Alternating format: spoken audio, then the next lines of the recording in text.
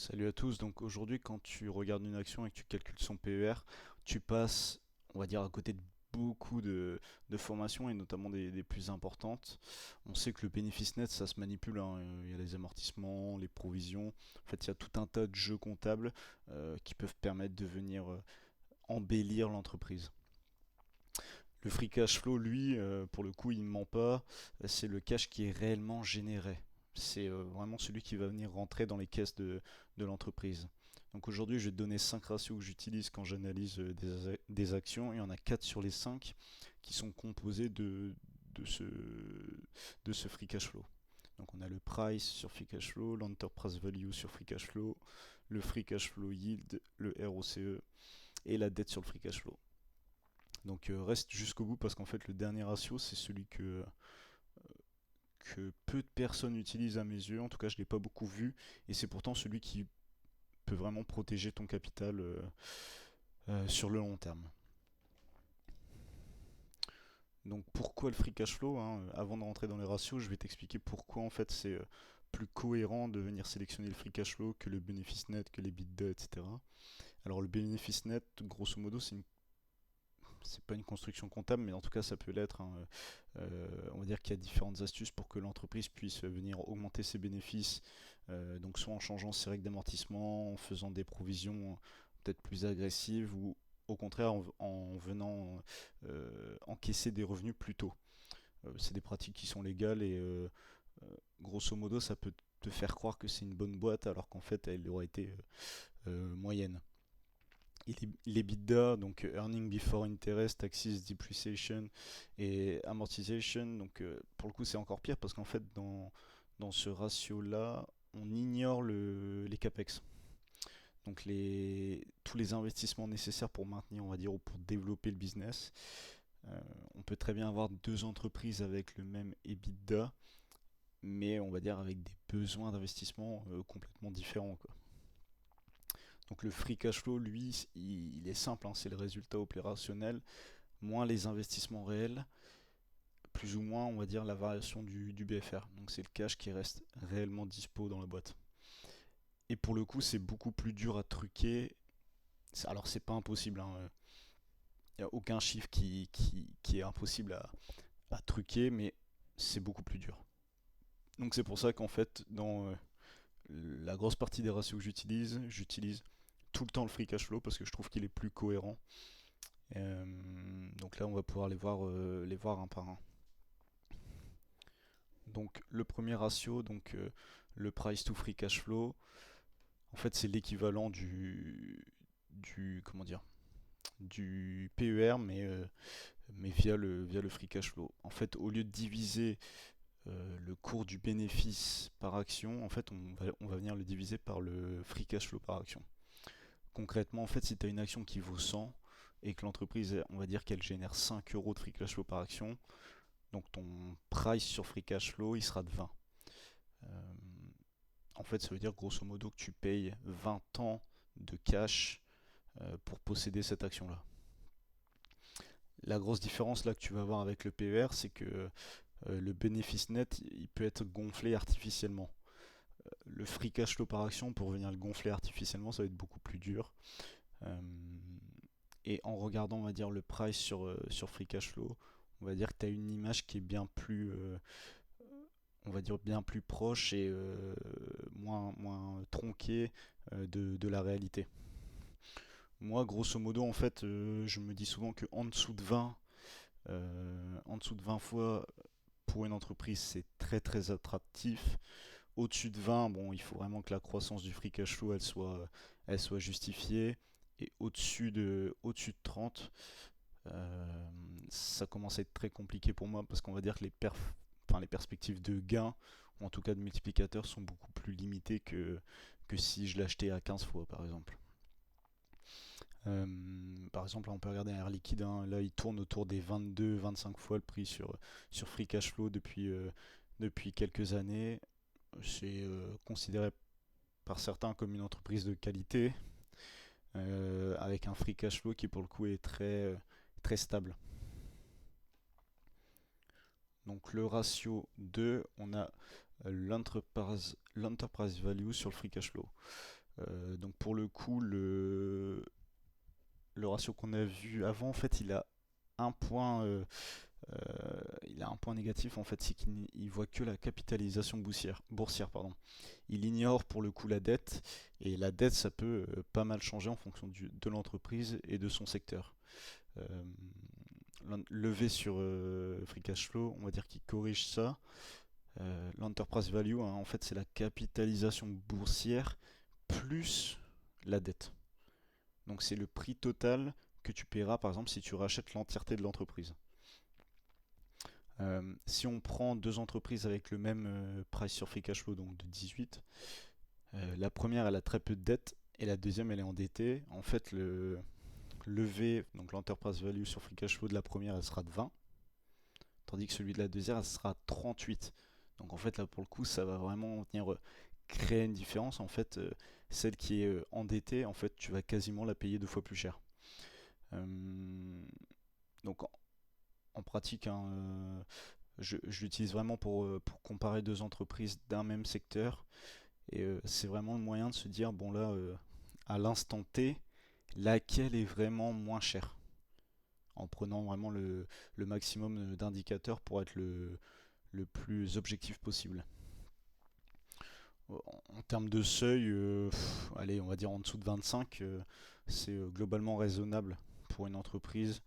Mais ça dépend encore une fois, on va dire, du contexte, ça dépend du secteur aussi de l'entreprise. Il y a des secteurs qui se payent plus cher, même si voilà, c'est toujours un peu compliqué de parler de ça, mais je pense qu'il y a des secteurs où on va tolérer un ratio, peut-être enfin un multiplicateur en tout cas un peu plus gros. Donc maintenant on a le free cash flow yield, donc c'est le rendement sur free cash flow, hein. Donc en fait le free cash flow yield c'est grosso modo l'inverse du premier, donc du price sur free cash flow.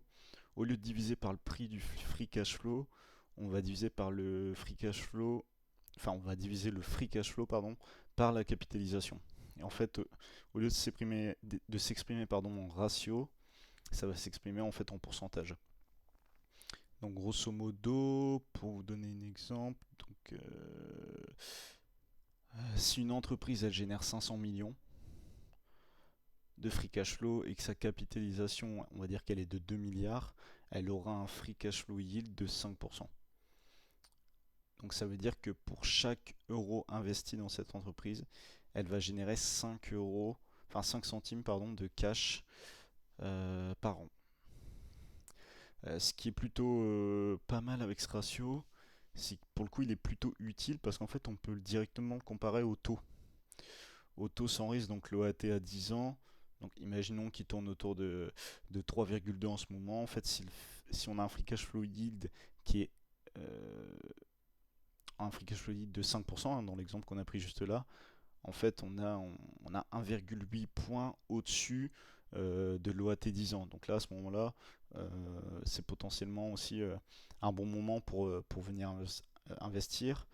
Au contraire, en fait, si le free cash flow yield est inférieur au taux, en fait, juste la question, c'est de se dire, bah, pourquoi je prends pas une obligation d'État au lieu de prendre cette entreprise? Parce que finalement, l'obligation est quasiment garantie et va comment dire, et va m'apporter plus de rendement. Donc ensuite, on va pouvoir passer au ratio 4, donc le ROCE, hein, donc le Return on Capital Employed.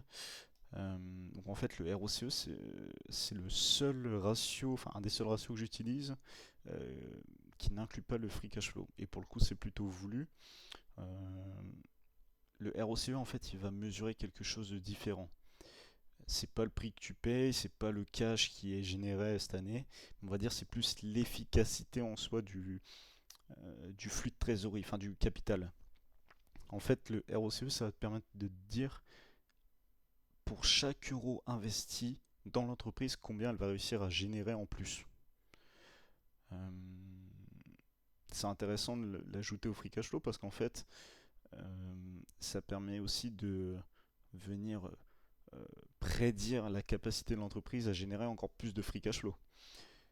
On va dire qu'une entreprise avec un ROCE de 40% sur 10 ans, en fait, ça va apporter une tonne de cash, hein, sur ces 10 années-là qu'elle va pouvoir réinvestir peu à peu pour ensuite générer plus.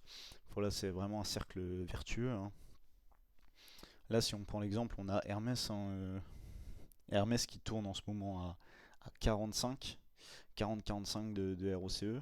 Ça veut dire que grosso modo, pour 100 euros investis, en fait, elle va générer entre 40 et 45 euros en plus. Donc, pour le coup, c'est vraiment très impressionnant et c'est vraiment euh, vecteur de free cash flow futur. Et si on compare par exemple au secteur auto, hein, on voit que le secteur auto, lui, ils ont des ROCE qui tournent plus autour de 5-6%. Donc là, à ce moment-là, en fait, on voit pourquoi Hermès, hein, se valorise à des multiples bien plus élevés, en tout cas que le secteur auto. La qualité intrinsèque du business le justifie. Donc moi ce que j'aime bien le ROCE, c'est se dire bon alors, s'il est supérieur à 15% et qu'il est plutôt stable ou alors même en hausse, euh, ça, ça montre que l'entreprise a une certaine un certain moat, hein, un certain avantage concurrentiel et qu'elle sait utiliser son cash pour venir encore engendrer plus de cash. Donc ensuite on va regarder le dernier ratio, donc tu t'en souviens, je l'ai dit au début, hein, c'est le ratio que peu de personnes regardent, hein. Je l'ai vu passer, mais pas tant que ça. Donc en fait, c'est la dette nette, hein, sur le free cash flow. Grosso modo, la plupart des investisseurs, en fait, ils utilisent la dette nette divisée par l'EBITDA. C'est celui qu'on voit plus souvent, mais je l'ai dit au début, en fait, l'EBITDA, ça ignore les capex. On sait qu'en ce moment, il y a énormément de capex, hein, notamment dans les boîtes tech, hein, qui investissent des milliards et qui espèrent avoir un retour sur investissement. Euh, et le capex, ça peut vraiment représenter une grosse partie de l'EBITDA. Donc, en ignorant ça, on est vraiment sur des ratios qui sont biaisés. Tandis qu'en fait, quand on prend la dette et qu'on divise par le free cash flow, elle, pour le coup, elle dit une vérité qui est vraiment plus proche de la réalité. C'est combien de temps, en fait, en combien de temps de cash l'entreprise peut rembourser la totalité de sa dette. Euh, pour le coup, c'est plus concret, c'est beaucoup plus difficile aussi à embellir. Dans l'idéal, il faudrait moins de 3 ans. Moins de 3 ans, c'est vraiment très très bien. Entre 3 et 5 ans, on va dire que c'est sain, mais on va dire vraiment à la limite. Et au-delà de 5 ans, c'est vraiment beaucoup, hein. Peu importe à quel point l'entreprise est intéressante, si elle a vraiment une dette élevée, en tout cas, elle n'a pas assez de cash pour la rembourser rapidement, ça peut vraiment poser un souci dans l'analyse en tout cas dans le choix d'une action. Et pour le coup, ce ratio-là, il est vraiment difficile à maquiller, contrairement à la dette sur l'EBITDA.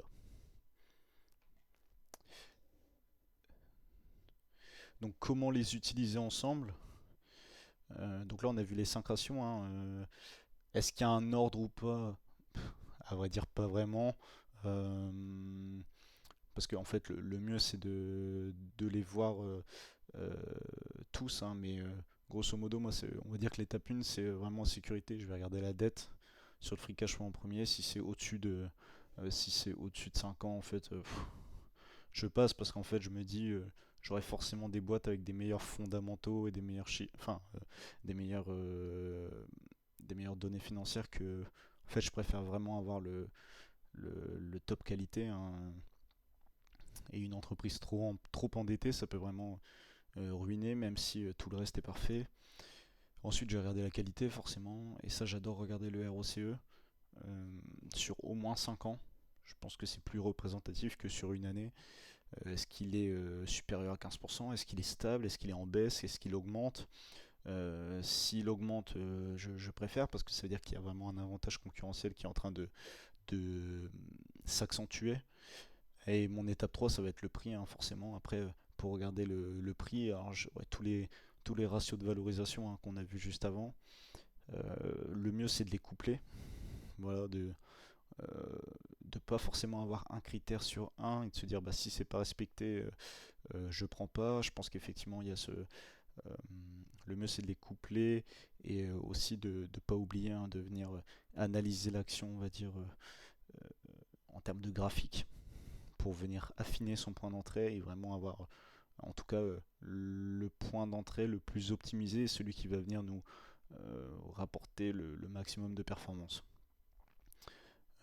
Voilà, si une entreprise passe, on va dire, ces ratios-là, je sais déjà que c'est une entreprise sur laquelle je vais venir approfondir mes recherches, hein. Euh, Ensuite, il y a plein de, comment dire, il y a plein d'autres choses à voir, hein, aussi bien que ce soit le management de l'entreprise, euh, est-ce qu'elle rachète ou pas ses actions, quelle est sa stratégie. Voilà, il y a énormément de choses à voir par la suite. Est-ce qu'elle a un avantage concurrentiel?